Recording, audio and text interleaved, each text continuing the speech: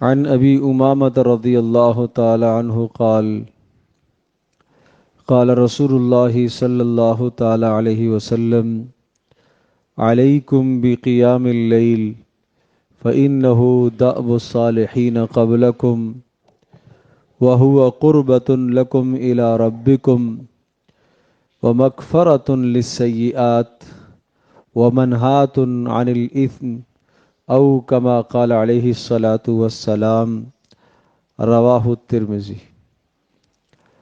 حضرت ابو امامہ رضی اللہ تعالی عنہ سے روایت ہے کہ رسول اکرم صلی اللہ تعالی علیہ وسلم نے ارشاد فرمایا، تم لوگ رات کا قیام یعنی نماز تہجد کا اہتمام کیا کرو اور بہت زیادہ اس کا اہتمام کیا کرو، اس لیے کہ رات کا قیام نماز تہجد دأب الصالحین قبلکم، تم سے پہلے نیک لوگوں کا یہ طریقہ رہا ہے، اور وَهُوَ قُرْبَةٌ لَكُمْ إِلَىٰ رَبِّكُمْ، اور یہ اللہ تبارک تعالیٰ کے ہاں تمہیں قریب کرے گی، اللہ کا قرب تمہیں نصیب ہوگا، اور یہ تمہارے گناہوں کو صاف اور دھونے کا ذریعہ ہے، اور یہ تمہیں گناہوں سے دور کرنے کا بھی ذریعہ ہے۔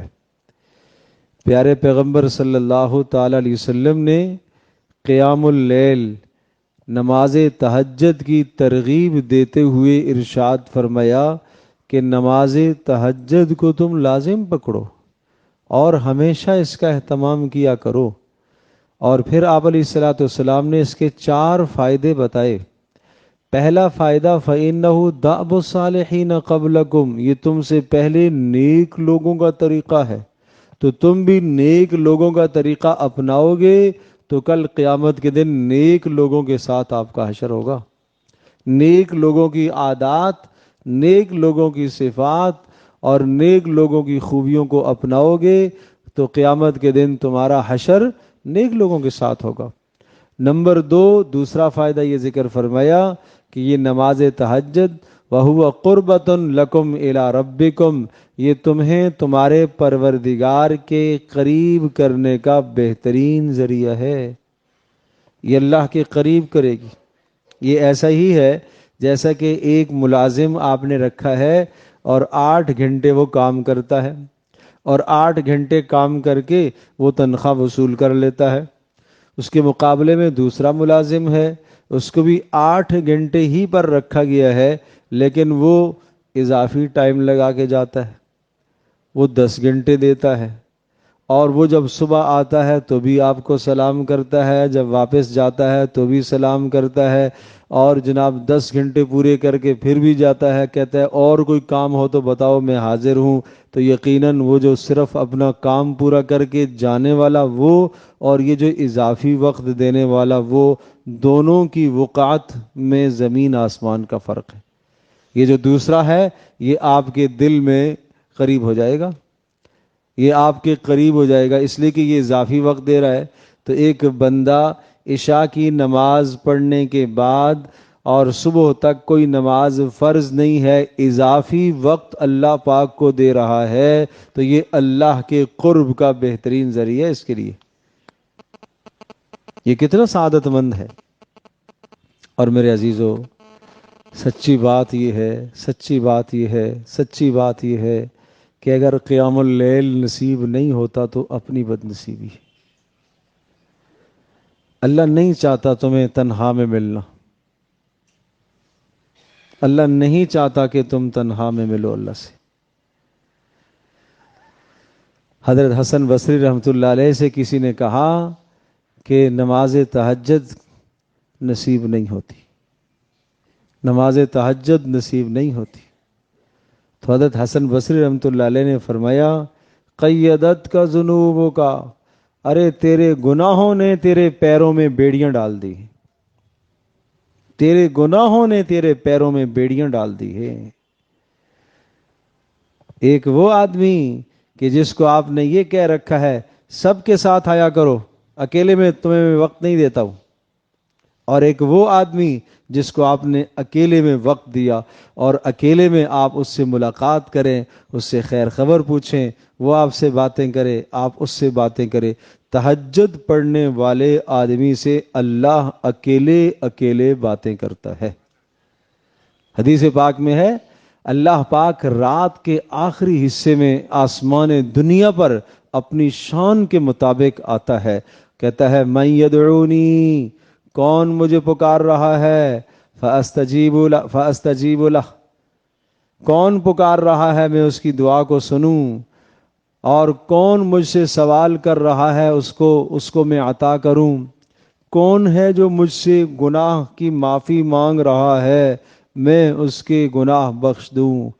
یہ نہیں فرمایا کون لوگ ہیں، کون شخص ہے، مجھ سے اکیلے میں کون ملنا چاہتا ہے۔ حل من تائب، کوئی ہے اکیلے اکیلے میں توبہ کرنے والا۔ حل من مستغفر، کوئی ہے استغفار کرنے والا، کوئی ہے روزی مانگنے والا، کوئی ہے یہ کام کرنے والا، کوئی ہے یہ حاجت لے کے آنے والا، میں تیار ہوں۔ ایک حدیث میں آتا ہے اللہ پاک اپنی باہوں کو، بازوؤں کو کھول کے انتظار کرتا ہے۔ اللہ اکبر، اللہ یہ سعادتیں ہم سب کو عطا فرمائے بھائی۔ تو اس لیے بھائی قیام اللیل نہ چھوڑو، اور ان لمبی لمبی راتوں میں قیام اللیل چھوڑ دیا تو کب نصیب ہوگا، پھر کب نصیب ہوگا؟ تو رات کو جلدی سونے کا معمول بناؤ، رات کے آخری حصے میں اٹھ جاؤ، یہ اصل درجہ ہے۔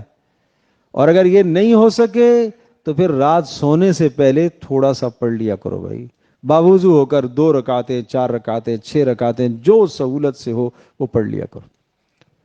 ایک حدیث پاک میں آتا ہے کہ جو 10 آیات پڑھ لیتا ہے قیام اللیل میں، 10 آیتوں کے پڑھنے کا جو شخص اہتمام کرتا ہے رات کے قیام میں 10 آیتیں، اللہ اس کو غافل نہیں شمار کرتا۔ اور جو آدمی 100 آیتیں پڑھ لیتا ہے اللہ تبارک تعالیٰ اس کو لکھ دیتے ہیں کہ یہ اللہ کی بندگی کرنے والا، کتب من القانتین۔ اور ومن قام بألف آیات، جو رات کو 1000 آیتیں نماز تہجد میں پڑھتا ہے، کتب من المقنطرین، اس کو مقنطرین میں لکھا جائے۔ مقنطرین بہت زیادہ اجر پانے والے، ڈھیروں کے حساب سے اجر پانے والا۔ تو ہم کیوں محروم رہیں؟ اس لیے رسول اللہ صلی اللہ تعالی وسلم نے تہجد کی فضیلت اور فوائد بتاتے ہوئے ارشاد فرمایا قربۃ لکم الی ربکم، یہ تمہیں تمہارے رب کے قریب کرنے کا ذریعہ ہے۔ اور نمبر 3 فرمایا ومغفرۃ للسیئات، اس سے تمہارے گناہ معاف ہوں گے، دن کے گناہ دھلیں گے۔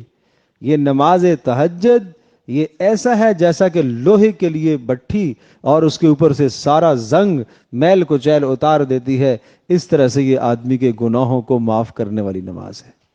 اس سے گناہ دھلتے ہیں آدمی کے، اس سے گناہ صاف ہوتے ہیں۔ دن کی نماز مسجد میں آ کے پڑھ رہا ہے، ریاکاری بھی ہے، دکھلاوا بھی ہے، لوگوں نے دیکھا نماز پڑھ رہا ہے تو پتہ نہیں، پھر آدمی اور اپنے اندر خشوع خضوع پیدا کرنے کی کوشش کرتا ہے، لوگ کہیں کہ نمازی ہے، یہ تو رات میں یہ ہے اور اس کا رب ہے بس۔ اور چوتھی فضیلت فرمائی ومنہات عن الاسم، اور گناہوں سے روکنے کا ذریعہ ہے، گناہوں سے روکنے کا ذریعہ، گناہوں سے روکنے کا مؤثر ترین ذریعہ وہ کیا ہے؟ رات کا قیام۔ رسول اللہ صلی اللہ تعالی علیہ وسلم سے کہا گیا اللہ کے رسول ان فلانا یصلی باللیل، وہ رات کو نماز پڑھتا ہے فلاں آدمی اور صبح کو چوری کرتا ہے۔ آپ نے ارشاد فرمایا ان قریب اس کو یہ رات کی نماز اس کو چوری سے روک دے گی۔ پتہ چلا کہ قیام اللیل کی وجہ سے آدمی گناہوں سے بچتا ہے۔ تو اس لیے بھائی رسول اللہ صلی اللہ علیہ وسلم نے 4 فائدے ذکر فرمائے، ارشاد فرمایا یہ نیک لوگوں کا طریقہ ہے۔ نمبر 2، اس سے تمہارے رب کے یہاں تمہاری قربت ہوگی، اللہ سے تعلق نصیب ہوگا۔ اور نمبر 3، یہ گناہوں کا کفارہ بنے گی۔ اور نمبر 4، یہ گناہوں سے روکنے کا مؤثر ذریعہ بنے گی۔ اللہ پاک ہم سب کے لیے عمل کرنا آسان فرمائے، اللہ ہم سب کو توفیق عطا فرمائے۔ الحمد